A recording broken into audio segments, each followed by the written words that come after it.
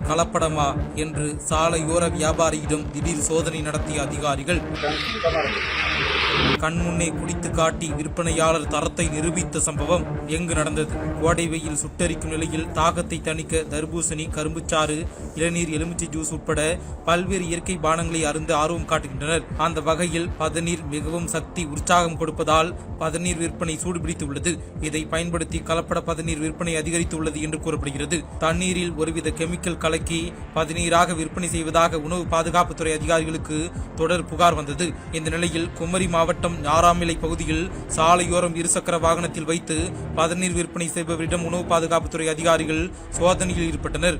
அப்போது ஊரம்பு பகுதியில் தங்கியிருப்பதாகவும் 10 பேர் பனையேறி வருவதாகவும் இது பதநீர்தான், கலப்படம் ஏதுமில்லை என கூறியுள்ளார். மேலும் கலப்படம் இல்லை என்பதை நிரூபிக்க பதநீரை விற்பனை செய்தவர் அதிகாரிகள் முன்னிலையில் குடித்து காட்டினார். அதிகாரிகள் விற்பனை செய்யப்பட்ட பதநீர் மாதிரியை சோதனைக்காக எடுத்துச் சென்றனர். சோதனை முடிவு வந்த பிறகே கலப்படமா அல்லது இயற்கை பதநீரா என்பது தெரிய வரும்.